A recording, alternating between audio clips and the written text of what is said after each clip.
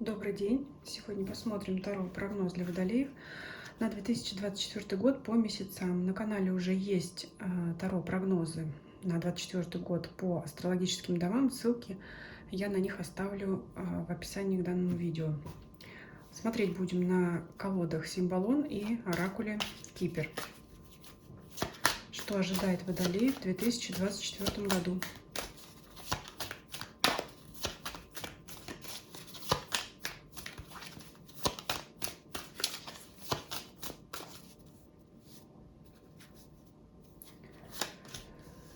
Январь. Сразу видно, попрощайтесь со Старым годом. Февраль, март, апрель, май, июнь, июль, август, сентябрь, октябрь, ноябрь, декабрь. Наблюдается такое у вас внутренняя такая борьба. Знаете, на какую сторону, на темную или на белую в течение года. Ну, это так, очень глобально, очень философски, но это то, что вижу. И давайте одну карту возьмем из колоды Кипер, откроем ее в конце расклада. Как я уже сказала, в январе на карте изображены люди, удаляющиеся друг от друга. Ну, возможно, это впрямую прекращение общения с кем-либо. Здесь смотрите уже сферу, которая будет у вас наиболее актуальна, деловая, либо личная, личные романтические отношения. Здесь возможно, например, уход со старой работы, переход на новую, но с сохранением всегда доброжелательных, дружеских отношений, потому как люди, прощаясь, машут друг другу рукой. Соответственно, я думаю, что надеюсь на новую встречу. Это, возможно, отъезд в командировке, также временная разлука с вашим мужчиной или женщиной. Но это, я подчеркиваю, временное, потому что люди, они так как друг другу поворачиваются из-за спины и машут, то есть мы еще встретимся, такое вот. Ну, либо если вы увольняетесь со старой работы, это продолжение общения с коллегами, поддержание связи, возможно. Ну, может быть, отъезд родственников, ну, что-то такое. Ну, или в глобальном смысле это оставить все старое в прошлом году и идти к новому. Далее. Здесь я бы смотрела в связке. Ну, тут вот знаете, как история идет. Иногда, знаете, я беру одну карту, читаю, иногда в связке несколько. Здесь хочется в связке взять весь остальной год вместе, все остальные 11 месяцев. Опять же, привязка к месяцам весьма условная. Это может, события могут перетекать там из месяца в месяц, поэтому примерно смотрите. И вот знаете, как я вижу, уйдете вы от старого к новому с радостью. Причем, знаете, такое хочется сказать, будут пятки сверкать, потому что у нас в феврале выходит у вас птица Феникс или жар-птица, птица яркая, огненная. Это, во-первых, уйти быстро, уйти эффектно, уйти от старого и прийти к новому. И здесь, конечно, может уже поджидать сразу гордыня. То есть, если, например, вы увольнялись с работы и получили более престижную, это желание похвастаться перед бывшими коллегами, а то и завистниками, если таковые имелись на предыдущем месте. Если отношения у вас закончились с партнером вашим по романтическим отношениям, это также желание вильнуть хвостом и показать теперь вот новый партнер, вот погляди, какая или какой я с ним, и какой он у меня замечательный. То есть это желание похвастаться. И вот здесь опять кроется для вас, как сказать, ну такая ошибка, потому что вот март и апрель, давайте вместе я их возьму. Март и апрель, это вот март у нас здесь карта суда, это осуждение со стороны других людей. То есть вот здесь стоите вы, кто-то вам высказывает то, что он о вас думает, еще плюсы наблюдают зрители. И после этого можете начать болеть, плохо себя чувствовать, потому что здесь может быть и зависть, и все такое прочее. Но, скорее всего, зависть, потому что жар-птица – это, значит, сказочное существо, которое, естественно, не может не привлечь к себе внимания. Поэтому здесь вот могут впрямую вам какие-то такие словесные шпильки вставлять. Можете сначала от них отмахнуться, а потом, знаете, как вот найдет на вас. Можете болеть, особенно если энергетика слабая у кого-то. Конечно, по жар-птице такое трудно сказать, но, знаете, огонь такой имеет свойство вспыхивать и заканчиваться. То есть те эмоции, которые вас будут захлестывать вот здесь вот в феврале, если вы вот будете себя часто много перед многими людьми позиционировать, очень много на это потратите энергии, и просто, вас начнут обсуждать, осуждать, и, конечно, ничего хорошего для вас в этом не выйдет. Поэтому, если такое случится, вот если упустите момент как-то вот себя поберечь, то здесь вот Майя, конечно, советует вам сберечь свою энергию, не растрачивать ее, восстановиться, потому что здесь карта скупости, жадности, но после вот этих вот изображений, которые мы уже с вами прочитали, а здесь хочется вот эту скупость, жадность интерпретировать как экономию вашей энергии, хоть здесь человек считает деньги, но хочется вот как бы ту историю завершить, на этом завершить, да. Для кого-то, конечно, может быть впрямую иметь значение карта как совет экономить и финансовые, материальные ресурсы. Возможно, много было растрачено опять вот здесь по жар-птице, потому что или фениксу. Феникс даже, смотрите, это птица, которая возродилась из пепла, но в данном смысле это как прийти опять к чему-то новому. То есть в начале года, прямо в самом начале, вот здесь вижу переход новый. И того, что много впечатлений, вот это может быть самая накапливаться усталость. Ну, конечно, вот про зависть уже сказала. Здесь про экономию средств уже сказала. Экономию внутренней энергии, возможно, более сдержанное проявление каких-то эмоций.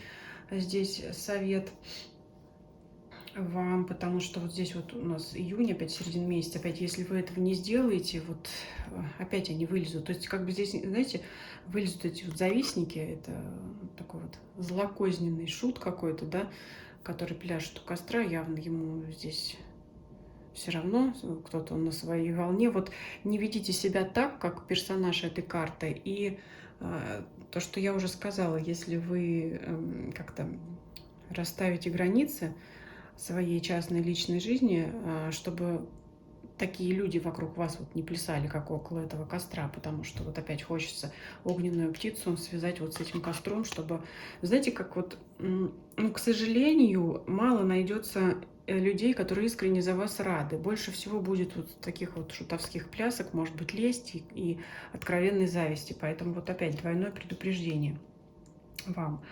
То есть, имея свои вот эти вот богатства, внутренние ресурсы и материальные ресурсы, не показывайте их другим, иначе вот в июле вообще придется их защищать со щитом и мечом. Ну, знаете, кстати, как бы говоря, как бы вы себя здесь не вели, вы свое отстоите. Просто если вы оградите себя от окружающего излишнего внимания, то, значит, легче выстоите. Если будет желание похвастаться, то, будете болеть, так вот эмоционально скажем. Что здесь дальше? Дальше вот у нас идет история с августа, скажем, по ноябрь, вот так вот. Вот то самое добро и зло, о чем я говорила. То есть вас будет штормить в том плане, что будете разрываться между вот этим желанием показать себя и необходимостью хранить свою личную жизнь в тайне, в секрете, особенно от посторонних людей, а может быть даже от близких, смотря о чем у вас идет история. Если, я больше здесь работы, конечно, касалась, если личные взаимоотношения для вас преобладают, то, значит, применяйте вот все вышесказанное к отношениям, то есть не выводите своего лучезарного партнера, которым вы так гордитесь, с которым вы наконец встретились, да, не торопитесь его знакомить, например, там со своими друзьями и близкими. Вот здесь вот что-то такое. Ну, особенно с друзьями, особенно, значит, вашего молодого человека, мужчину со своими подругами, либо вашу девушку-женщину со своими друзьями мужского пола. Такое вот здесь. Ну и в принципе, если вы семейный человек, вот будьте в семье, в своем мире. Если вот у вас, например, случилась какая-то радость, прибавление в семействе, повышение. Ну, прибавление в семействе, конечно, сложно скрыть, я понимаю, но все равно все мы знаем приметы, когда маленького человека рано не показывают там, посторонним людям.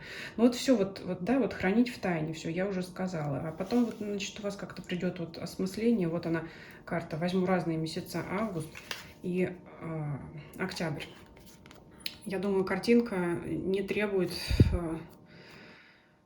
описания, да, хотя бы по расположению креста. Мы видим белые и черные. Здесь у нас священник, здесь у нас черное место. Вот вас будет шатать в конце года между, смотрите, ну, философских тем давайте не будем затрагивать, да, между прямо вот этим вот переходом на темную сторону, где есть печеньки, как некогда говорилось на просторах интернета. Давайте более бытовое возьмем такое значение, когда вам хочется добиться вашей цели правильным, законным способом, но, например, долго, либо быстро, и не совсем законным способом, может быть, способом, который, ну, лишен морали, что ли, так скажем. И опять вот вылазит вот эта карта осуждения, обсуждения. И вот я не знаю, что тут конкретно можно взять. Примеров может быть масса. Ну, чаще всего приходит пример, знаете, с какими-то карьерными достижениями, с материальным благополучием. Коль уж выпадает здесь вот у вас карта, значит, сундуков с сокровищами. Опять смотрите, если будут какие-то рисковые сделки, лучше, наверное, не ведитесь на поводу. Лучше тише едешь, дальше будешь. Лучше, соблюдая закон, получать то, что имеешь, стабильный доход, стабильный заработок. Лучше находиться в стабильных отношениях, в правильных отношениях, без третьих лиц. Конечно, вот как мы видим, здесь третьи, да, 3 человека. Но это не у всех, конечно, такое. Я просто привожу примеры, что может быть. В общем, будет вас, скажем так, жизнь, обстоятельства склонять к тому, чтобы пойти неправильным путем, но имейте в виду, вот вас везде предупреждают вот эти осуждения, обсуждения. Давайте даже вот рядом вот эту карту приложу. То есть вот здесь у нас с поникшей головой кто-то кого-то отчитывает, да, кому-то выдвигают требования, даже вот, не знаю, вот видно, вот пальцем, да, показывает на нее, показывает пальцем, вот она вот так сделала, он или она здесь. Неважно, что девушка изображена, главное, что здесь у нас персонаж, который как-то не так себя вел. И вот здесь вообще девушка в кандалах, да, ну, то есть здесь уже нет столько людей, нет толпы, но все равно вот кто-то оглядывается, показывает, может быть, уже не такое внимание на человека, а пальцем показывают. Мало того, вы знаете, как мне видится, тут человек виноват, не виноват, это еще вопрос, это еще идет суд, да, просто, ну, всегда есть кто-то за, кто-то против, есть, значит, обвиняющая сторона, есть адвокат, который защищает. А вот здесь мне почему-то видится, что девушка не виновата, да, то есть вот если к вам это прицепится, всегда на вас указывать пальцем, оно может и продолжиться, если в начале года вот там вы дадите повод себя обсуждать, то значит, обоснованно это будет или не обоснованно, то к вам оно может прилипнуть, и в конце года, ну, может повториться такая же ситуация уже в более легком варианте, но почему-то вот здесь мне видится, что уже персонаж не виноват. Так вот, понурив голову, здесь вот, знаете, как такая листовка, наверное, с перечнем каких-то деяний, верных или неверных. Вот это как повесить ярлык, вот как я уже сказала, да, вот один раз прилипнет, и так оно и останется. Вот здесь вот сразу у меня вот этот мелкий листочек бросился в глаза, как будто бы навешивание ярлыков. Поэтому вот обходите вот эти вот все темные углы, темные стороны. Уж по крайней мере опять не на показ что-то делайте. Если будете делать, делайте в тайне. И вот если вы совету этому не последуете, то в ноябре вот тут вот как раз внутренние эмоциональные раздумья. Правильно я поступила или неправильно. Да, то есть в зависимости от того, какой вы путь для себя изберете, вот здесь уже не то, что вопрос перейти мне на черную сторону или на белую, здесь уже по факту свершившегося. С одной стороны день, с другой стороны ночь, потому что есть здесь похожая карта, когда именно с одной стороны лилии искренне, с другой стороны ядовитые мухоморы, змеи. Это явно то, что происходит сейчас, выбор между добром или злом, либо то, что предстоит, либо этот выбор предстоит, да, здесь вот уже как бы все спокойно, глаза у девушки закрыты, потому что, ну, уже закрытые глаза, это, знаете, как обращенный взгляд внутрь себя, а внутрь себя мы смотрим, наверное, когда уже что-то произошло, то есть это, скажем так, подводить итоги как раз уже года, да, правильно вел, неправильно.